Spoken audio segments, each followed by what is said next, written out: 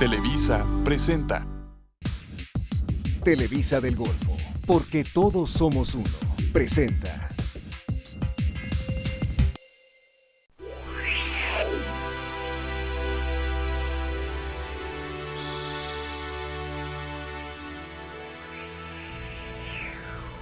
Practicar ejercicio es un buen hábito para la vida sana. Sin embargo, si no lo hacemos con cuidado, podemos lesionarnos. Las lesiones deportivas son lesiones que ocurren durante la práctica de un deporte o el ejercicio físico. Algunas lesiones ocurren accidentalmente, otras pueden ser resultado de malas prácticas de entrenamiento o el uso inadecuado del equipo de entrenamiento. Algunas personas también se lastiman cuando no están en buena condición física o simplemente deciden hacer ejercicio sin tener una valoración médica previa. En ciertos casos, las lesiones se deben a la falta o escasez de ejercicios de calentamiento o estiramiento antes de jugar o hacer ejercicio. Quédate con nosotros. Aprovecha la oportunidad para obtener información sobre lesiones deportivas con el doctor Manuel Rodríguez Guzmán, especialista en ortopedia y traumatología de Semaín. Vamos a la entrevista en Familia Semaín. ¿Qué es lo que debo hacer si me lesiono haciendo ejercicio? Bueno, muchas de estas lesiones son en parte por mala técnica o mala asesoría, o muchas veces gente que nunca ha hecho una actividad deportiva inicia una actividad deportiva en forma espontánea y ocasiona una lesión que regularmente pues no la toman importancia. Y es muy importante que esta lesión sea valorada por un especialista o una persona que tenga conocimiento de lesiones deportivas. Es necesario que eviten esa mala práctica de ir a sobarse inmediatamente o ir con un curandero o una persona que no tiene ni idea ni de la anatomía de la zona. Entonces es muy importante que sea valorada por un profesionista, un médico general, un médico que tenga algún conocimiento sobre lesiones deportivas. Es válido acudir a un servicio de urgencias donde va a haber personal capacitado, médicos urgenciólogos, y que en un momento dado, bueno, pues si es necesario van a referir con el ortopedista traumatólogo. Sí, fíjate que una de las lesiones muy frecuentes y que la gente toma muy a la ligera es el esguince de tobillo, que es la torcedura, que dicen, te hiciste una torcedura, no pasa nada, sigue caminando, ponte agua caliente, mete tu pie en agua caliente, lo más caliente que se pueda. Eso es un error que venimos arrastrando desde hace mucho tiempo, y a veces el esguince de tobillo, que es muy frecuente, se porta peor a veces que una fractura. Entonces un diagnóstico de un esguince de tobillo bien hecho, un diagnóstico bien hecho, debe ser por un profesionista definitivamente, y para eso pues debe ocurrir un servicio de salud como una sala de urgencias. Muchas veces estamos en el parque o estamos en la calle, en algún lugar, y sucede precisamente eso que nos acabas de mencionar, que la persona se tuerce el pie, se produce un esguince. ¿Qué es lo que debe hacer en ese momento, inmediatamente? Inmediatamente debe hacer lo que los norteamericanos llaman el RICE. El RICE es un acrónimo en que la R es reposo, o sea, retirarse de la actividad deportiva en ese momento, aplicarse hielo, que es el ahí, ¿sí? Comprimirse la zona y estabilizar la zona de lesión. O sea, no seguir caminando definitivamente, sentarse, ver la lesión, tratar de aplicarse hielo, que es lo mejor, y vendarse y elevar la extremidad, no apoyarla, y acudir a un servicio médico para que haga el médico el diagnóstico de qué tipo de lesión tiene, y si es un esguince, bueno, establecer el grado de esguince que tiene. Eso hay 3 grados de esguince, y de acuerdo a esto va a ser el tratamiento, que regularmente es reposo, seguir con hielo, analgésicos antiinflamatorios. Algunos esguinces requieren inmovilizaciones rígidas como una férula, un aparato de yeso, una bota ortopédica, un estabilizador de tobillo. O sea, es de acuerdo al grado de lesión, y no hacer lo que la mayoría hace de pronto. Hace todo lo contrario, sigue caminando, sigue haciendo la actividad deportiva, al rato está con un proceso inflamatorio muy importante, y ocasionalmente algunos pacientes quedan con lesiones para toda la vida, con una inestabilidad del tobillo. ¿sí? Los esguinces que a veces algunas gentes dicen que se te luxó el tobillo, no. Un esguince es una cosa, una luxación es otra cosa. Y definitivamente el esguince es de los más comunes, pero el peor tratado de todos. ¿Cómo podemos hacer la diferencia en eso que acabas de mencionar, que es un esguince y una luxación? Bueno, un esguince es la ruptura total o parcial de una zona ligamentaria cercana a una articulación. Hay rupturas que pueden ser completas o parciales de un ligamento que une un hueso con otro, sobre todo en una zona articular. Y una luxación es la pérdida de la congruencia articular. Un hueso que se sale totalmente de su sitio, queda fuera, o hay ocasiones que regresa a su lugar. Incluso pudiera verse tal vez más aparatosa una luxación, ¿verdad? Definitivamente una luxación es muy aparatosa. Y eso hace que la gente piense que el esguince no tiene tanta importancia, ¿no? Exacto. Una luxación es algo muy aparatoso. El esguince más aparatoso, más clásico es el del hombro, en que el húmero sale de su cavidad a nivel del hombro, queda fuera del lugar, es intenso el dolor en las primeras ocasiones, el paciente tiene que acudir a un servicio médico de urgencias, le es colocado nuevamente dentro de su lugar mediante maniobras que el traumatólogo conoce y puede ser bajo sedación o inclusive en forma directa. El paciente que sufre ya luxaciones de repetición en un hombro, hay ocasiones que el dolor va siendo menos y que inclusive aprende a llevarlo a su sitio nuevamente, ya cuando es un esguince crónico, una luxación crónica. Y un esguince pues, es una ruptura ligamentaria que se acompaña de edema, inflamación, dolor en el sitio de la lesión, y aquí el médico debe de hacer el diagnóstico de qué grado de esguince y establecer un tratamiento, que hay esguinces en deportistas muy activos que se operan, O sea, hay esguinces que hay que operarlos para reparar toda esa zona ligamentaria que se rompió. La temperatura del medio ambiente, ¿tiene algo que ver en la producción de lesiones deportivas? Sí, definitivamente. O sea, un deportista, sobre todo en el atletismo, o lesiones que demanden correr y hacer ese tipo de variantes, es necesario que haga un calentamiento previo, un estiramiento previo de la zona que va a ejercitar, ya que es más fácil que se lesione un músculo, un ligamento, por la falta de una circulación adecuada. Recuerden que el músculo se nutre a través de la sangre, que le lleva oxígeno y glucosa, básicamente, azúcar a ese músculo. Entonces, si ustedes agarran desprevenido ese músculo con poca irrigación, es muy común que se lesionen.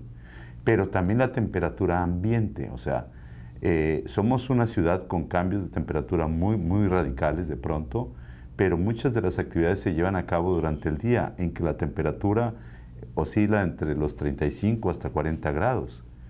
Hay que recordar que hay lesiones que se pueden ocasionar por una alta temperatura, y la insolación es una de ellas. Entonces, si usted va a practicar una actividad deportiva en que la temperatura esté arriba de 35, 40 grados, en promedio 35, 40 grados, recuerde hidratarse muy bien. Si tienen ante ustedes una persona que está sufriendo un golpe de calor o una insolación, esta persona debe ser atendida inmediatamente, ya que puede ser fatal una insolación definitiva. ¿Qué es lo que debes hacer si encuentras con una persona que está sufriendo un golpe de calor? ¿Qué actividades hacer? Lo primero que tienes que hacer es retirarla de la actividad a un lugar fresco, que esté cubierto, que haya suficiente ventilación. Es muy difícil tener un termómetro de temperatura corporal, pero nunca debemos dejar que la temperatura de este deportista se eleve por arriba de 39 grados, ya que después de eso puede haber una lesión que puede condicionar un daño cerebral. Entonces, sacarlo a un lugar que esté fresco, que esté ventilado, no dar inmediatamente líquidos, al contrario, tratar de mojar su cuerpo con compresas, con agua directa, inclusive fría, sobre su cuerpo, básicamente. No ingerirlo. No ingerirlo en ese momento. Tratar de humedecer su cuerpo con una solución de agua fresca, o de temperatura que sea fresca o hasta fría inclusive. Hay ocasiones que sumergimos a la persona en hielo. Por eso en los maratones ustedes pueden ver personas que se van directamente a tinas con hielo, se meten en una tina con hielo. Entonces es muy importante tener en cuenta esto. La temperatura corporal de esta persona no debe rebasar los 39-40 grados, ya que se expone a un daño neurológico. Ahora, si tenemos esta situación en que el paciente ya tiene una temperatura muy elevada, es necesario que se activen los sistemas de ayuda para poder trasladar a la persona a un hospital y por lo pronto tenerlo bien ventilado, fresco a él, con compresas, con agua directamente, tratar de mantener su oxigenación cerebral, elevando las extremidades para que esa sangre llegue a su cerebro y se mantenga con una temperatura adecuada e inmediatamente llevarlo a un hospital. Siempre tenerlo en el piso porque estas personas de pronto empiezan a convulsionar, pueden convulsionar y dañarse aún más. Entonces, retirarlo, hacerlo a un lugar que esté fresco, ventilado, enfriar su cuerpo con agua, con hielo inclusive, no darle bebidas en ese momento de golpe, esperar hasta que esté un poco más consciente y ya en ese momento empezarlo a hidratar con sustancias que a veces llevan electrolitos orales. Durante el tiempo que una persona está haciendo ejercicio, en el transcurso de hacer ejercicio, ¿debe estar ingiriendo líquidos también? Sí, definitivamente, es muy importante. Y una mala práctica a veces de la gente que quiere bajar de peso es cubrirse con estos materiales plásticos. Inclusive he visto gente con bolsas de plástico cubriendo su cuerpo. Fajas y demás. Fajas y cosas que lo único que están haciendo es deshidratarse más. Esa es una mala práctica. No van a quemar grasa así. Lo único que están haciendo es deshidratándose más y al corto plazo tienen más consecuencias dañinas que benéficas. Entonces, si a usted le gusta practicar con esas fundas de pronto que son totalmente plásticas, que no permiten la transpiración del cuerpo y que no llevan una ventilación adecuada, puede sufrir un golpe de calor aún no estando la temperatura tan elevada como de pronto la tenemos. Entonces, evitar ese tipo de prácticas. Usar ropas, que actualmente hay ropas muy inteligentes para la práctica deportiva. Entonces, usar una ropa adecuada que le permita la ventilación de su cuerpo y, claro, desalojo de esos. A veces la gente suda tanto y hay actualmente materiales en la ropa que permiten que se mantengan secos a pesar de la sudoración. Entonces, evitar ropas de algodón o ropas plásticas totalmente. ¿Qué diferencia hay entre un deportista que está acostumbrado a hacer ejercicio normalmente, o sea, un deportista incluso de los llamados de alto rendimiento, y una persona que decide de pronto empezar a hacer ejercicio y que nunca ha hecho ejercicio antes? ¿Qué tipo de valoración debe hacer uno y qué tipo de valoración debe hacer el otro para iniciar a hacer el deporte o el ejercicio? Sí, yo creo que aquí muchas veces por la falta de coordinación en tiempos, hay gente que hace deporte nomás de fin de semana y es el famoso deportista de fin de semana, en que se somete a una actividad extenuante de actividad de fútbol, de básquetbol o correr, pero solamente lo hace una vez a la semana o una vez cada 15 días. Ese deportista definitivamente está más expuesto a lesiones, sobre todo cardiovasculares.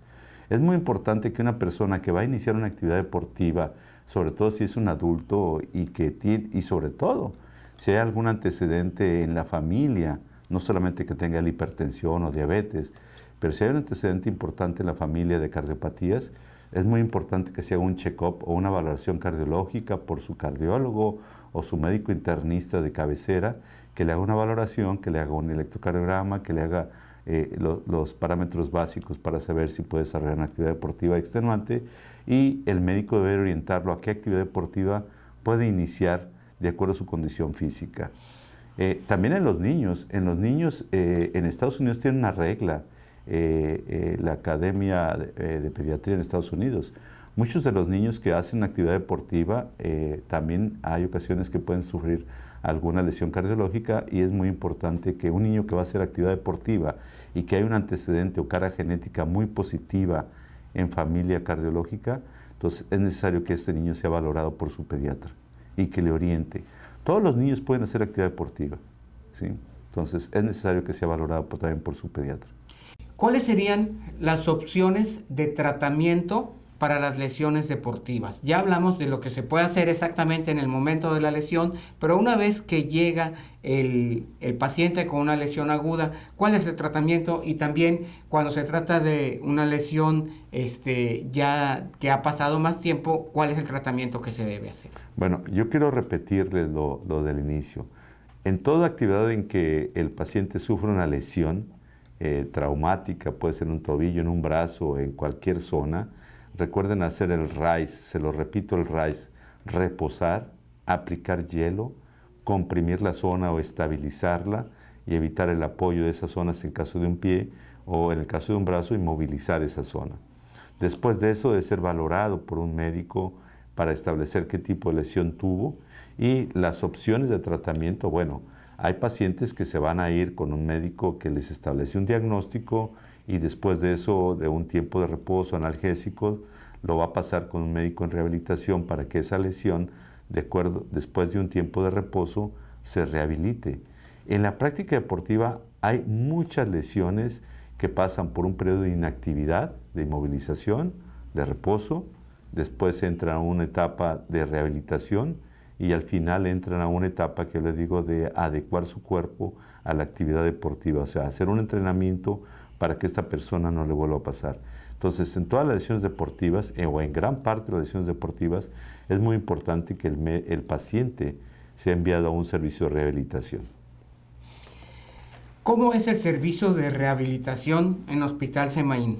Bueno, contamos con un servicio muy profesional, con una doctora, con un médico en rehabilitación. Los servicios de rehabilitación deben ser manejados por un médico en la especialidad. En la actualidad vemos con tristeza que gran parte de la rehabilitación está siendo llevada a cabo por sobadores, por curanderos, por kinesiólogos, que se hacen llamar kinesiólogos, quiroprácticos. No tenemos quiroprácticos de carrera oficialmente en la ciudad. O sea, la quiropráctica es una carrera totalmente. No tenemos ninguna persona que esté certificada por las autoridades mexicanas en esta área de la especialidad. Y sin embargo, escucho mucha gente que ocurrió con un quiropráctico. No ponga sus manos en gente inexperta. Es muy importante que acuda con su médico de confianza y él lo puede derivar con un médico en rehabilitación que le da la indicación al técnico qué es lo que debe hacer para rehabilitar la zona que se lesionó. Y en Semaín contamos con eso, contamos con un área física, con una múltiple cantidad de aparatos muy modernos en la actualidad que le van a brindar una pronta recuperación a esa lesión deportiva y con técnicos en rehabilitación o fisiatras que les van a ayudar a que esto salga adelante. ¿Cómo es el procedimiento? Si yo me lesioné y ya el cirujano traumatólogo hizo lo que tenía que hacer, es decir, ya atendió la fase aguda tal vez de esta lesión y él me manda al servicio de rehabilitación, ¿cuál es el proceso? ¿Qué es lo que va a suceder ahí? Mira, te voy a poner el ejemplo más fácil. Una persona que sufre un esguince de tobillo, que es la lesión muy común, o un desgarro muscular, regularmente estas lesiones se llevan un periodo de reposo de 3 semanas promedio. Regularmente esta etapa de reposo consiste en la inmovilización de la extremidad, algunos medicamentos analgésicos antiinflamatorios, y hay lesiones musculares o fibrilares que las mandamos prácticamente inmediato, a la primera semana después de la lesión, ya los enviamos a la área de rehabilitación con el médico. Nosotros enviamos una nota diciéndole qué tipo de lesión sufrió.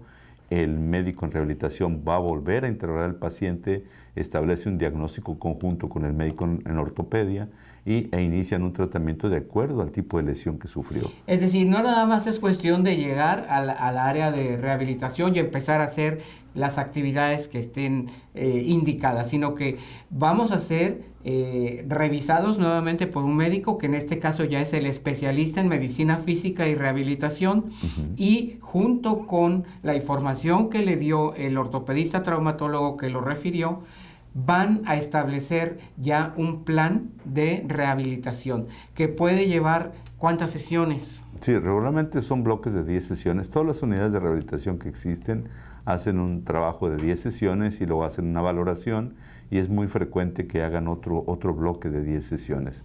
En promedio 20 sesiones es un número pertinente. Claro, hay lesiones que se pueden llevar más tiempo, en el caso de fracturas, en el caso de lesiones que hubo una ruptura muscular importante, van a llevar más tiempo. Y evitar también otra cosa, hay mucha gente que por moda empieza a aplicarse cintas de colores sin saber ni cómo se aplican. E inclusive hay médicos que ni saben aplicar este tipo de terapias con kinesioterapia o kinesiotape pues básicamente es más para lucir una cinta ahí que se vea, que muchas veces no tiene la función. Me ha tocado ver mucha gente en la calle con cintas que no tienen el trayecto que debe ser aplicada esta cinta. Es mejor que ocurran con un médico en rehabilitación, que hay buena cantidad de médicos en la localidad, y esto les puede orientar más sobre qué usar, qué ortesis, qué rodillera, qué bandas de kinesiotape va a usar y la terapia adecuada para la lesión. Acabas de mencionar una palabra que tal vez muchas personas no saben qué significa, ortesis. Ortesis. Ortesis es una rodillera, una tobillera, una banda para codo del tenista, inclusive un collarín cervical, eso es una ortesis. Okay. Tenemos algunas preguntas. Nos dicen, soy deportista, tengo una hernia de disco, ¿qué puedo hacer para que desaparezca el dolor sin comprometer mi actividad deportiva? Sí, todo paciente con una hernia de disco, ya sea que esté operado o no operado, debe estar en un programa de fortalecimiento muscular, y esto puede ser a través de un programa de rehabilitación e inclusive combinarlo con una actividad deportiva de bajo impacto, como puede ser la natación, que es el mejor de los deportes para un paciente que tiene hernia de disco operado y no operado. Otra actividad deportiva, pero tiene que ser supervisada, puede ser lo que es el yoga. En el caso de los pacientes con problemas de músculos de la columna lumbar o hernias de disco, hay que poner énfasis en los músculos de la espalda, del abdomen y los glúteos. Mantener estos 3 grupos musculares fuertes para que eso mantenga una columna en buenas condiciones. Otra persona nos pregunta, tengo un dolor en la zona de abajo de la espalda por haber realizado un esfuerzo. ¿Debería hacerme una radiografía? No, no necesariamente. Es una mala práctica también en la gente en México que aún sin haberse golpeado tiene un dolor y lo primero que hace es acudir a tomarse una placa. La placa va a ser prescrita, definitivamente. Recuerden que cada placa que ustedes se tomen reciben radiaciones, que eso va en perjuicio de su salud también. O sea, el tomarse una placa no es una cosa inocua, también demanda una radiación que te puede hacer otra enfermedad a largo plazo. Claro, radiaciones excesivas, pero debe ser valorado para ver si requiere una placa. Y los pacientes que requieren una placa después de un dolor bajo de espalda son pacientes que tuvieron un traumatismo, una caída, y que sospechamos que puede haber una lesión ósea. Recuerden que los huesos solamente se ven con las placas, los discos se ven con resonancia y otros tipos de estudios. Para eso es importante entonces realizar una valoración con un especialista que va a ser él el que decida cuál es el estudio adecuado específicamente para ese paciente y específicamente para esa situación que está presentando el paciente. Definitivamente. A veces le sale más caro a la gente andarse automedicando o autoprescribiendo estudios. Mucha gente, les digo, hace prescripciones a oídas de la gente. Le dice, tómate esto, tómate el otro. Hazte este estudio, hazte este otro estudio. Exacto. Y llegan pidiendo que se les haga el estudio. Desafortunadamente en México no tenemos un control sobre esto y la gente puede llegar a pedir que le hagan una tomografía que a veces es innecesaria. Una tomografía equivale a hacerse 100 placas prácticamente, y la radiación también existe en ese tipo de estudios.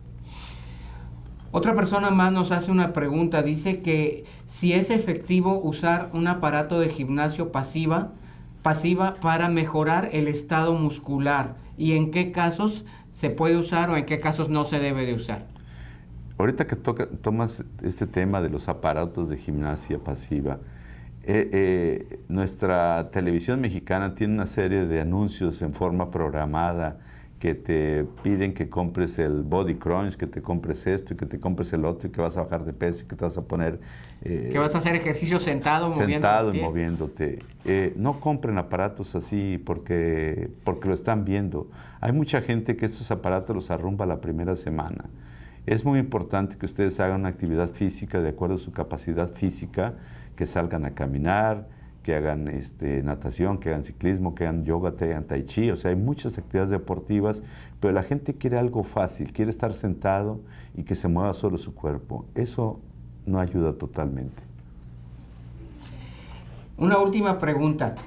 Sigo con molestias en la muñeca después de haberla tenido inmovilizada con una férula por un esguince. ¿Es normal? Hay ocasiones que hay lesiones en la muñeca. La muñeca es una zona muy compleja, inclusive hay superespecialistas para la zona de muñeca y mano. Y hay ocasiones que el paciente tiene una lesión que radiográficamente no se ve nada y que tiene una gran lesión, sobre todo en ligamentos, el ligamento triangular del carpo o complejo ligamentario triangular del carpo, los ligamentos pequeños que unen los huesos del carpo, y hay muchas zonas que tardan en sanar. Regularmente una lesión ligamentaria en la zona de la muñeca va a estar inmovilizada en promedio 3-4 semanas y después enviar rehabilitación para que esto pueda salir adelante. ¿Cómo se puede prevenir las lesiones deportivas? Definitivamente la prevención es lo más importante en la medicina, y lo primero que tiene que hacer es recibir una orientación adecuada de acuerdo a su edad, su capacidad física para hacer un deporte, sobre todo si nunca lo ha hecho.